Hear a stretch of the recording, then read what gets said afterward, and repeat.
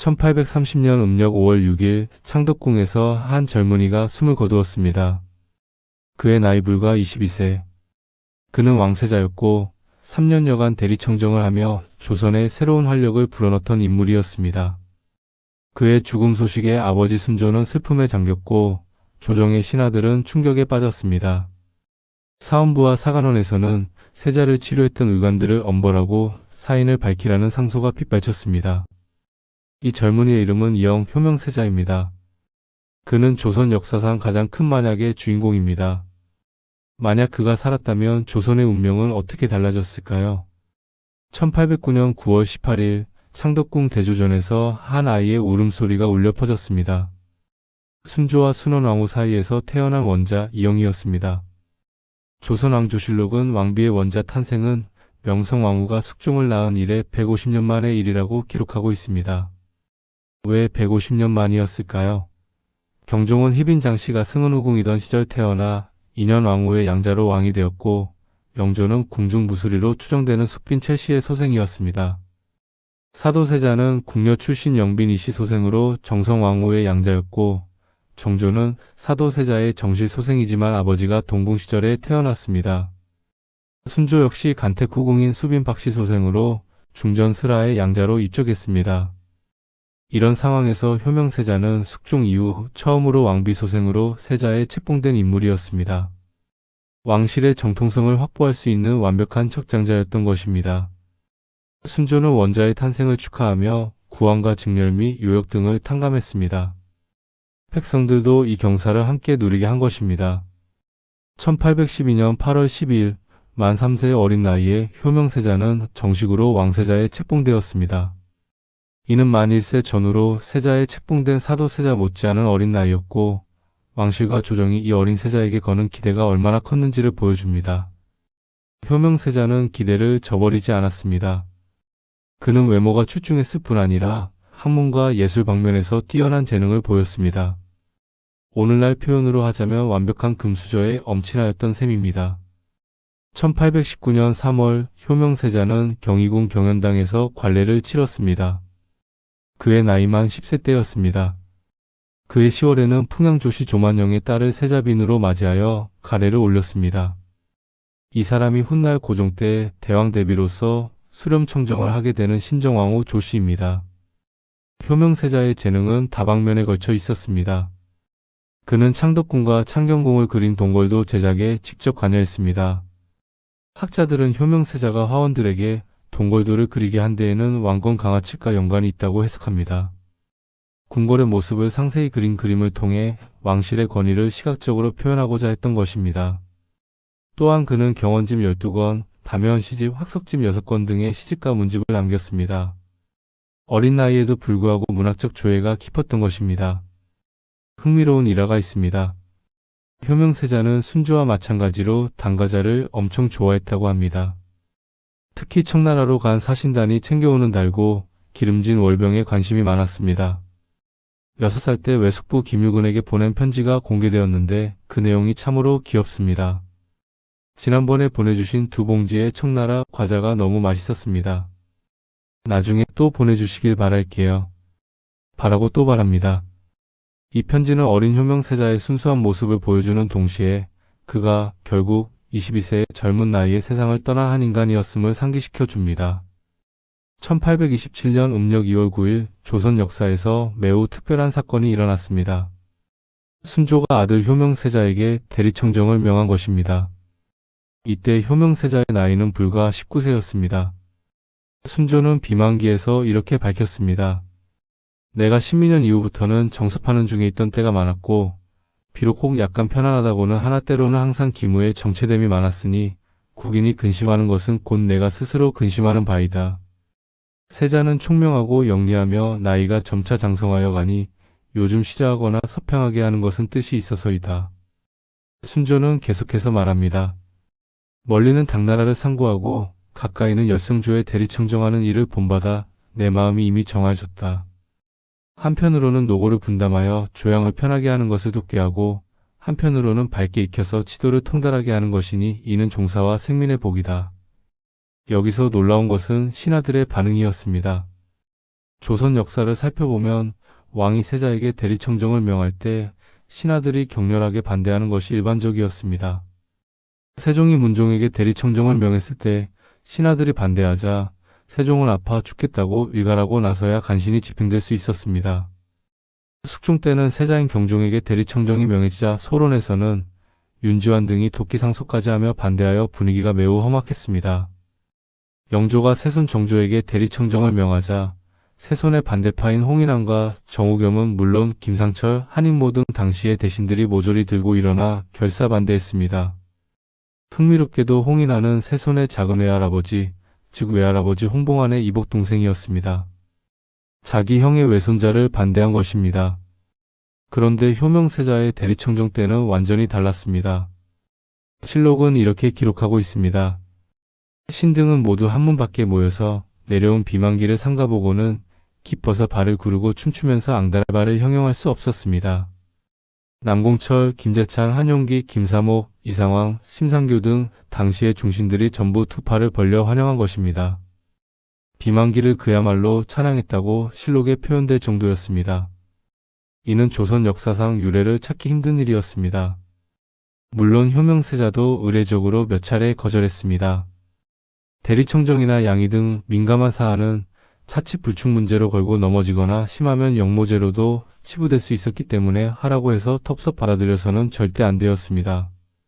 아무리 어느 정도 합의가 된 사안이라고 해도 자신은 권력의 뜻이 없다는 식으로 한두 번은 석고대죄를 하며 정중히 거절하는 것이 미덕이자 의무였습니다. 그러나 순조는 대리청정으로 장난치려는 게 아니었습니다. 정말로 진심이었고 아들을 전폭적으로 믿고 신뢰했기 때문에 빠르게 대리청정이 효명세자에 의해 시행되었습니다. 효명세자는 20살도 안 된 어린 나이였지만 단호한 일처리로 조정의 공직기강을 잡기 시작했습니다. 그가 대리청정을 맡기 전 순조 통치 시기는 순조가 잦은 병환으로 정사를 제대로 돌보지 못해 기강이 상당히 해이해져 있었습니다. 실록 기사를 자세히 살펴보면 놀라운 변화를 발견할 수 있습니다. 효명세자가 대리청정을 시작한 직후부터 파직, 탄핵, 유배, 군문, 해임 등의 처벌과 관직 제수 및 시상 등 상벌과 관련된 기사가 쏟아지기 시작합니다. 관리들을 감시하고 부정부패를 감독해야 할 왕이 정무를 제대로 돌보지 못했기 때문에 조정 내부에 여러 곳이 고여서 썩어 있었던 것입니다. 효명세자는 이런 고름을 과감하게 도려냈습니다.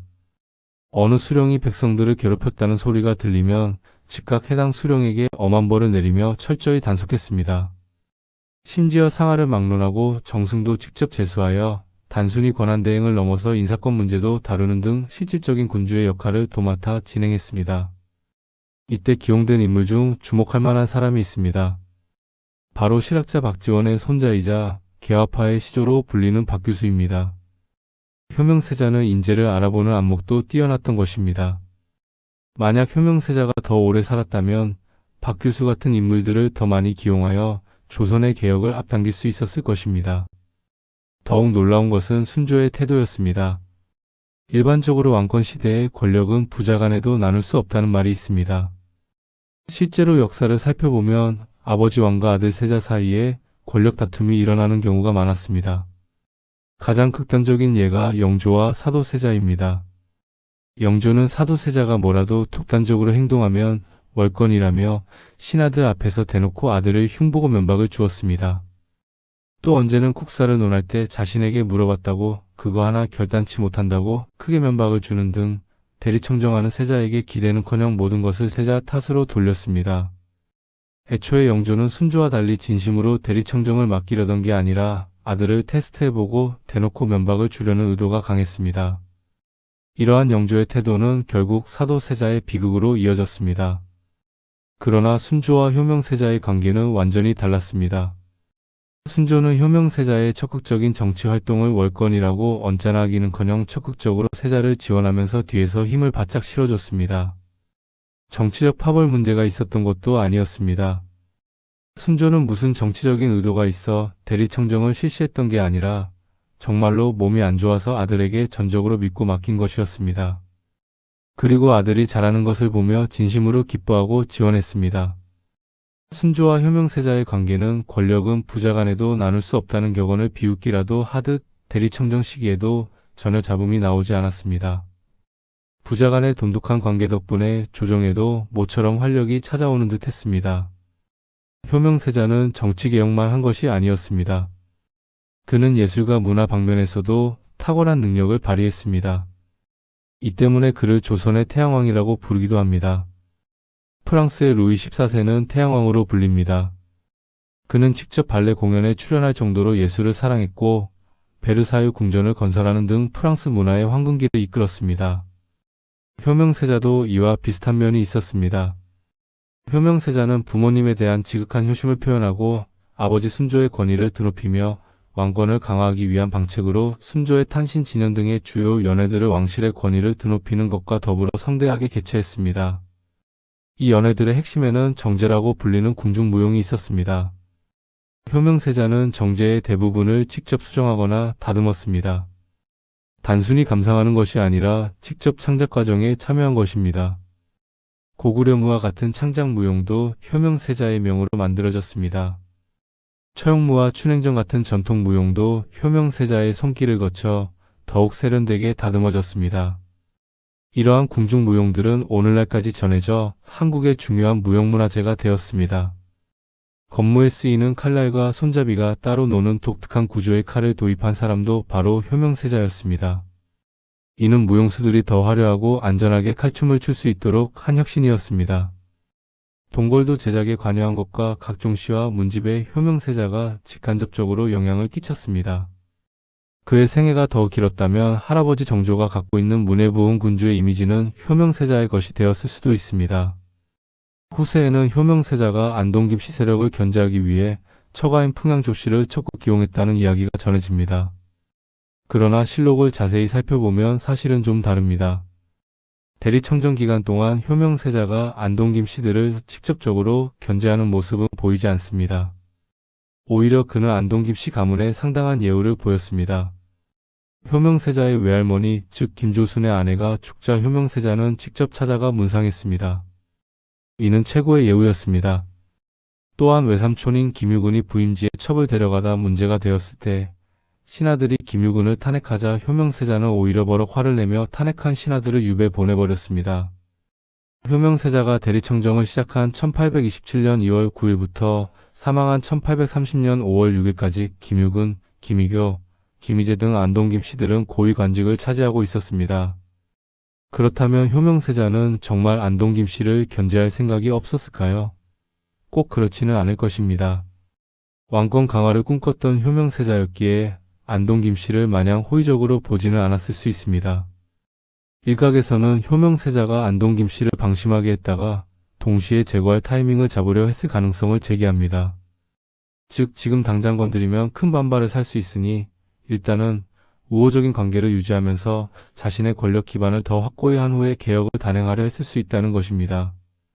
실제로 효명세자의 아들 헌종도 지지 기반이 없었는데도 제2말년에는 혼자서 안동김씨 세도를 흔들리게 만드는 모습을 보여주었습니다. 아버지 효명세자가 살아있었다면 더 효과적으로 세도 정치를 견제할 수 있었을 것입니다. 1830년 음력 5월 갑자기 효명세자가 병에 걸렸습니다. 각혈 증상이 나타났고 어이들이 가진 방도를 썼지만 효과가 없었습니다. 심지어 제하에 있던 정약용을 부르려고 노력했습니다. 정약용은 천주교를 믿었다는 이유로 정순왕후가 기양을 보낸 인물이었습니다. 그럼 그를 부르려 했다는 것은 상황이 얼마나 절박했는지를 보여줍니다. 그러나 모든 노력은 헛되었습니다. 1830년 음력 5월 6일 효명세자는 불과 22세라는 젊은 나이로 세상을 떠나고 말았습니다. 대리청정을 시작한 지 불과 3년여 만의 일이었습니다. 워낙 창창한 나이에 급작스럽게 사망했기 때문에 사헌부, 사간원, 옥당, 춘방 등에서 왕세자 치료를 담당했던 의관들을 엄하게 처벌하고 사망 원인을 정확히 조사하라는 상소가 휘발쳤습니다. 일부에서는 안동김씨의 톡살설을 제기하기도 했습니다. 특히 현대 일부 역사학자들이 이런 주장을 펼쳤습니다. 그러나 이는 근거가 부족한 주장입니다. 세자가 대리청정 기간 동안 세도 안동김씨들을 직접적으로 견제하는 모습을 보인 적이 없었고 가문 간 싸움을 회피했던 김조수는 1832년까지 살아있었습니다. 또한 각혈 후 어이들이 가진 방도를 쓰다가 제하에 있던 정약용까지 부르려고 노력한 것을 보면 톡살보다는 질병이나 과로로 인한 사망일 가능성이 더 높습니다. 실제로 효명세자는 19세의 어린 나이에 대리청정을 맡아 조정의 기강을 바로잡고 각종 연회를 준비하며 예술 창작 활동까지 하느라 과도한 업무에 시달렸을 것입니다. 젊은 나이에 너무 많은 일을 감당하다가 몸이 상했을 가능성이 큽니다. 그러나 순조는 자식의 죽음으로 슬픈 마당에 의관들을 처벌하고 사인을 규명하는 일까지 벌이고 싶지 않았는지 거절했습니다. 순조는 아내 순원왕후와 더불어 아들 효명세자의 죽음을 크게 슬퍼했습니다. 순조가 친히 직접 쓴 지문과 제문에는 자식을 잃은 부모의 한이 절절히 느껴집니다. 한 구절을 옮겨보겠습니다. 내가 나를 떠나니 내 마음이 어찌 편안하겠느냐. 너의 효성과 재능을 믿고 나라의 큰일을 맡겼거늘 이제 너를 잃으니 나라의 앞날은 어찌 되겠느냐. 부모로서의 슬픔과 군주로서의 근심이 동시에 담긴 문장입니다. 효명세자의 죽음은 순조 가족에게 연쇄적 비극의 시작이었습니다. 사실 이미 순조는 많은 자녀를 잃었습니다. 순원왕후 소생의 왕자가 어릴 때 죽었고 후궁 소생의 영원옹주도 세상을 떠났습니다. 영원옹주는 순조의 유일한 서녀였는데 어릴 때부터 몸이 불편하여 말을 못했다고 합니다. 그래서인지 이복 오빠인 효명세자가 굉장히 아낀 여동생이었습니다. 효명세자는 말 못하는 이복 여동생에게 각별한 애정을 보였다고 전해집니다. 효명세자의 죽음으로 순조의 병은 더욱 깊어졌습니다. 설상가상으로 효명세자의 죽음에 이어 2년 후인 1832년 두 딸 명원공주와 보건공주까지 자신보다 먼저 요절했습니다. 명원공주는 동령이 김영근에게 시집갔고 보건공주는 창령이 김병주에게 시집갔습니다. 두 공주 모두 젊은 나이에 세상을 떠났습니다. 아들에 이어 딸들까지 잃은 순조는 극심한 스트레스를 이기지 못했습니다. 결국 순조는 효명세자가 죽은 지 4년 후인 1834년 세상을 뜨게 됩니다. 순조의 나이 45세였습니다.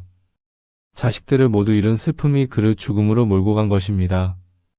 효명세자의 아들 헌종이 어린 나이에 왕위에 올랐지만 헌종 역시 1849년 23세의 나이로 요절하면서 정조로부터 이어진 직계혈통은 사실상 단절되고 말았습니다.